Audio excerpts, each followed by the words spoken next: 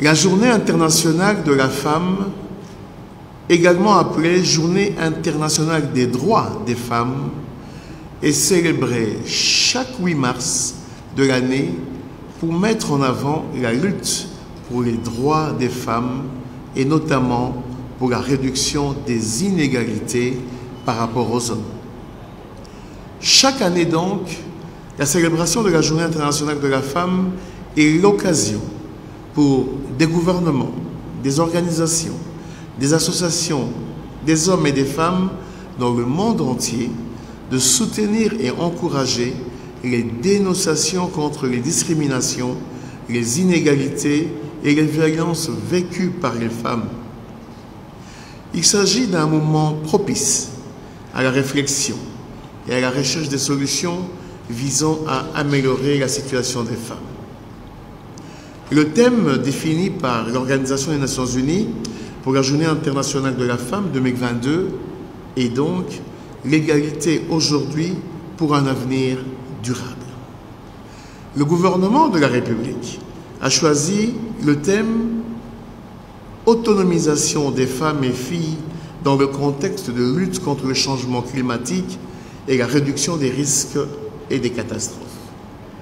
Ceci vient en reconnaissance de la contribution des femmes et des filles du monde entier qui mènent l'offensive quant à l'adaptation et la réponse au changement climatique et à leur atténuation en faveur de la construction d'un avenir plus durable pour toutes les personnes. La GJM, en partenariat avec le PNSR, le PNCA et le PRONAMUT, ont choisi comme thème contextualisé hygiène sanitaire personnelle et planification familiale comme moyen de l'autonomisation de la femme dans le contexte du changement climatique. Ceci vient en reconnaissance de la contribution des femmes et des filles de la République démocratique du Congo dans la lutte contre les maladies, les épidémies et les malnutritions, mais aussi contre la pauvreté. Partout à travers le monde, les inégalités entre les femmes et les hommes, ainsi que des situations de subordination des femmes envers les hommes, perdurent. L'égalité est un droit humain fondamental. Et pourtant, les femmes d'aucune société ne bénéficient des mêmes droits que les hommes. Dans le monde, environ 400 millions de femmes actuellement, âgées de 20 à 49 ans, ont été mariées avant l'âge de 18 ans, dont plus d'un tiers avant l'âge de 15 ans.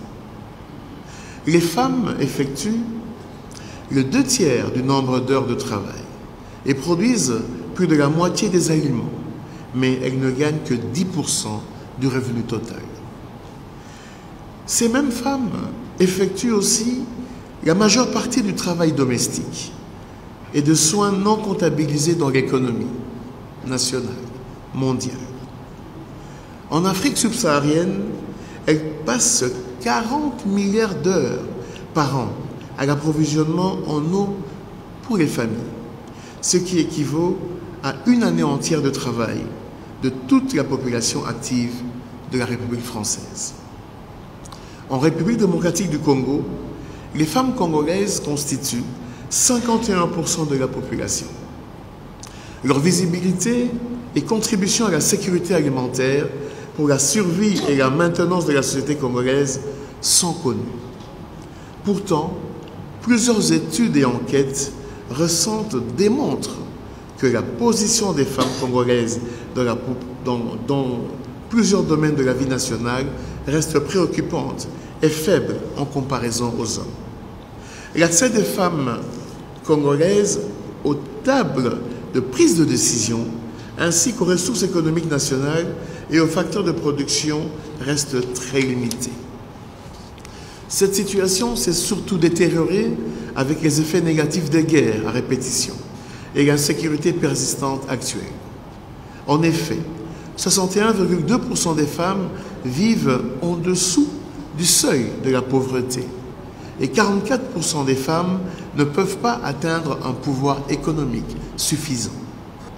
Dans le contexte actuel où la pandémie de la COVID-19 a touché toutes les choses de la société dans le monde, la femme congolaise continue à démontrer l'étendue de sa contribution de sensibilisation au sujet de cette maladie, où elle joue également un grand rôle dans l'amélioration du taux de vaccination.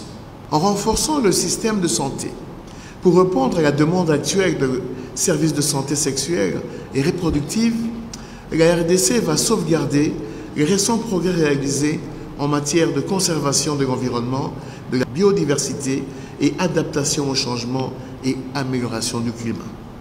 L'événement du jour constitue une grande opportunité pour rappeler aux mères, aux pères, jeunes et à la communauté tout entière l'importance et le rôle que chacun doit jouer pour la promotion, la protection, la défense et le soutien de l'autonomisation de la femme dans notre société.